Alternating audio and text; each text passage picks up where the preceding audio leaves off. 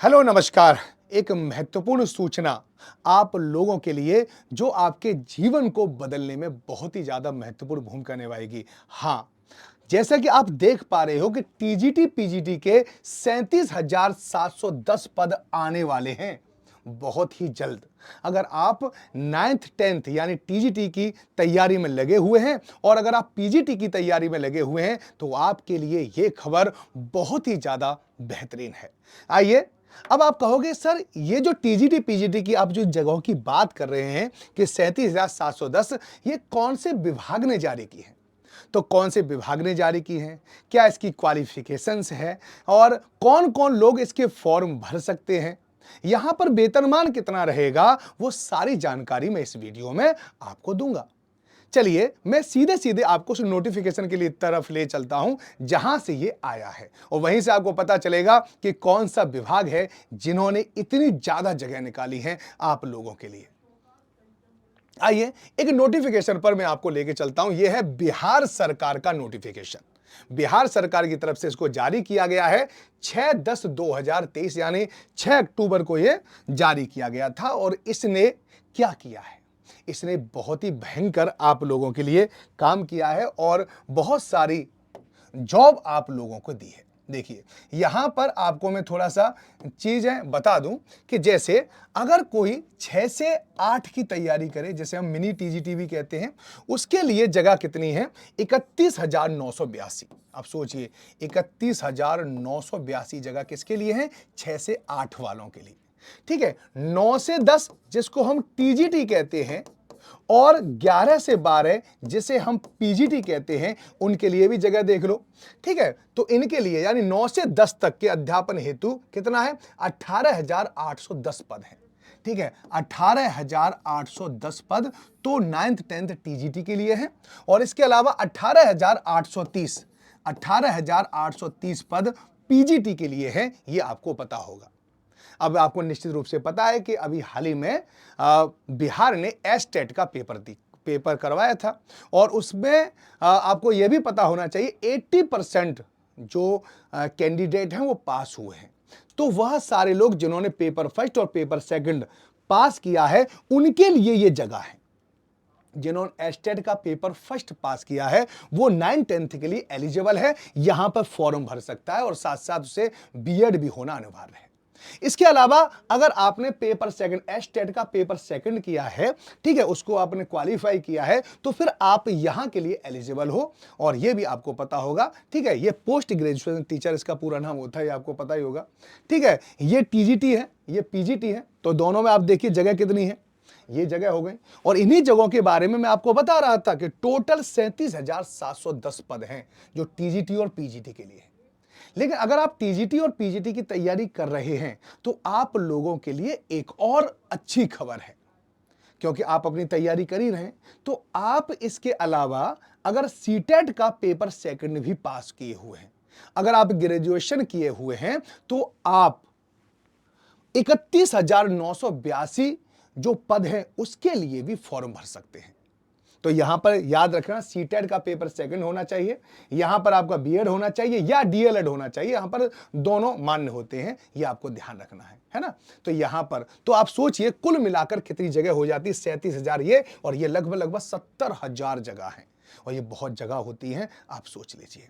आइए इसके बारे में अब आप कहोगे सर इसका एप्लीकेशन कब से शुरू हो जाएगा या इसका जो फॉर्म भरने कब से शुरू हो जाएंगे? तो लगभग 15 अक्टूबर से इसके फॉर्म भरना शुरू हो सकते हैं, क्योंकि बिहार शिक्षा विभाग ने इन पदों को जल्दी से जल्दी नौकरी देने के बारे में उन्होंने पूरा का पूरा एक सिस्टम बना लिया है और ये पूरी कोशिश कर रहे हैं कि 15 अक्टूबर तक इसके एप्लीकेशन फॉर्म आ जाए और नवंबर में इसका एग्जाम हो जाए और दिसंबर में आपको नियुक्ति पत्र मिल जाए। ये 3 महीने की ही केवल प्रक्रिया है। अक्टूबर, नवंबर, दिसंबर यानी 2-2.5 महीने के अंतर्गत ही आपको नौकरी मिल जाएगी। ओके, आइए आगे चलते हैं, इसी थोड़ा सा इसको और अच्छे से समझते हैं और जानते हैं। देखो यहां पर और क्या वो है कि किसको कितना वेतन मिलेगा ये भी आपको पता होना चाहिए। लाइए मैं ये भी आपको बता देता हूं वेतन के बारे में कि अगर आप 11 से 12 यानी पीजीटी के लिए तैयारी कर रहे हैं तो आपको कितना वेतन मिलेगा। वेतन तो जानना चाहोगे ना, जरूरी है आप लोगों के लिए।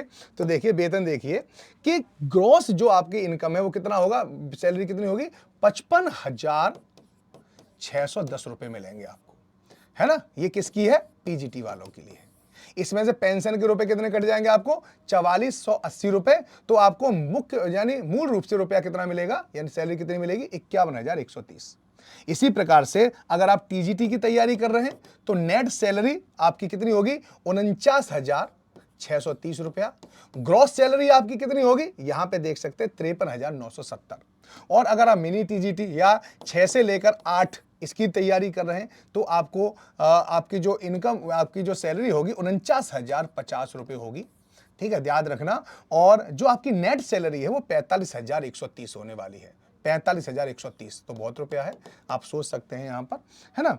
तो चलिए मैं आपको बता दूं कि कितनी कितनी वैकेंसी कौन कौन से सब्जेक्ट में है। अगर आप पीजीटी की तैयारी कर रहे हैं तो पीजीटी में देख लीजिए कि यहां पर सबसे ज्यादा जो पद अब के इस बार आए हैं वो फिजिक्स में आए हैं, ठीक है। और उसके बाद आप अपने अपने देख लीजिए पीजीटी में आप किस सब्जेक्ट से तैयारी कर रहे हैं, क्योंकि एक सब्जेक्ट से तैयारी की जाती है, इसमें ध्यान रखना। और इसके लिए सिलेबस में भी यही है कि आपके जो 80 प्रश्न हैं, ठीक है, वो आपके इसी सब्जेक्ट से आएंगे और 40 जो प्रश्न है वो जीके जीएस मैथ वगैरह रीजनिंग वगैरह उनसे आते हैं। तो आप इसको अच्छे से तैयारी कर लो। आपका जो मेन सब्जेक्ट है उसको आप अभी से पढ़ना शुरू कर दीजिए। तो यहां पर क्या है, फिजिक्स है, तो फिजिक्स में इतनी जगह है। और रसायन शास्त्र केमिस्ट्री में 1857, गणित में 1651 है। वनस्पति शास्त्र यानी बॉटनी में इतनी जगह है, देखिए, ठीक है। इसके अलावा जो जूलॉजी में 400 जगह है, हिंदी में भी काफी जगह है 11,069, ठीक है। अंग्रेजी में भी काफी जगह दे रखी है। यानी अगर आपने ये इनमें से कोई ना कोई सब्जेक्ट ले रखा होगा ना, तो आपको हर एक सब्जेक्ट से यहाँ पर आपके जगह आई है ना। इतिहास में भी देखो 651, और उर्दू में भी देखो 333, राजनीति विज्ञान में देखो पॉलिटी में, ठीक है, 594 जगह है। अर्थशास्त्र में थोड़ी सी कम है, लेकिन भूगोल में भी खूब है, 501 जगह, बहुत जगह मानी जाती है 501। ये रियल में बहुत ज्यादा जगह होती है। इस बार जो पीजीटी का पेपर हुआ था बिहार में, उसमें आपको पता है कि जितनी जगह थी उससे कम फॉर्म भरे गए थे। सोचिए कि अनुपात कितना था, एक सीट पर केवल 0.68 बच्चा ही था बस।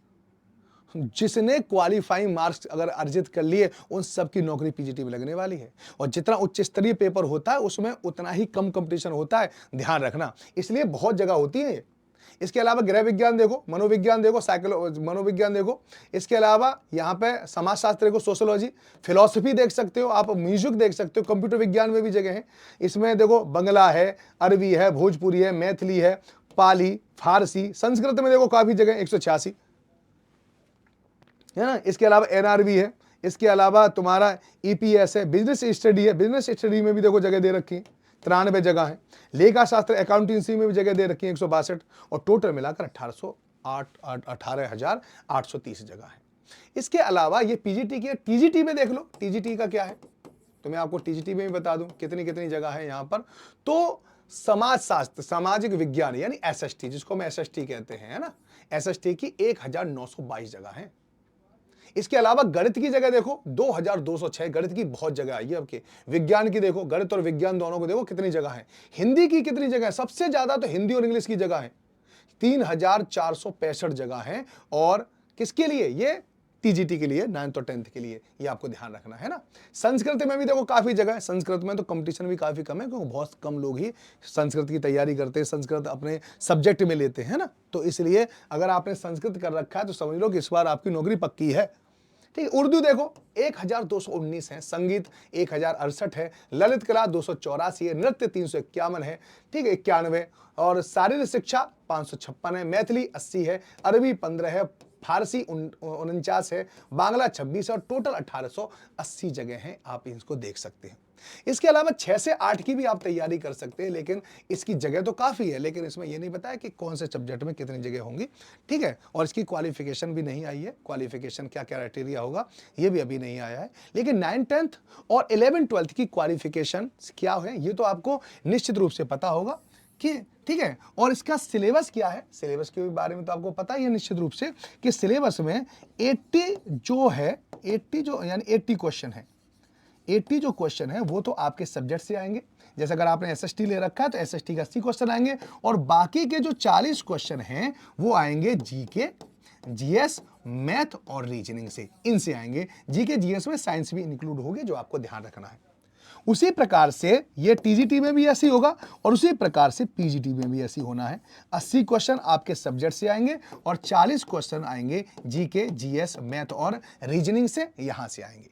6 से 8 के लिए भी यही सोच रहे हैं कि यही शायद सिलेबस होना चाहिए कि 80 क्वेश्चन आएंगे आपके सब्जेक्ट से और 40 क्वेश्चन आएंगे आपके जीके, जीएस और मैथ और रीजनिंग से, है ना। अब आप ध्यान रखना कि इसमें आप अपने सब्जेक्ट को अच्छे से तैयार करो, आपकी अपनी एनसीईआरटी भी पढ़ो, 11-12 की एनसीईआरटी, लेकिन इसका स्तर आपका पोस्ट ग्रेजुएशन लेवल तक का रहेगा, ये आपको पता होना चाहिए। इसको भी आप अच्छे से पढ़ो, 9, 10th की, 11, 12 सारी किताबों को पढ़ डालो, ठीक है। और इसका स्टैंडर्ड भी ग्रेजुएशन लेवल का होगा, ध्यान रखना इसके जो क्वेश्चन का स्टैंडर्ड होगा। और ये जो 6 से 8 वाली जगह है, उसमें भी आपको पता है कि आपको अपनी 6, 7, 8 की एनसीईआरटी को अच्छे से पढ़ो और उसके बाद इसका भी स्टैंडर्ड ग्रेजुएशन लेवल तक का होगा, ये आपको ध्यान रखना है ना। तो ये सारी चीज तैयार करो, ऐसे ही नई नई इन्फॉर्मेशन आती रहेगी, मैं इन्फॉर्मेशन आपको देता रहूंगा। चलिए, धन्यवाद। और आप इसको, अगर इससे रिलेटेड आपको कोई भी इन्फॉर्मेशन चाहिए या कोई भी चीज और जानना चाहते हैं तो कमेंट बॉक्स में जरूर बताएं। चलिए, धन्यवाद, बाय बाय, टेक केयर, सब लोग अपना ध्यान रखें। जय हिंद, जय भारत।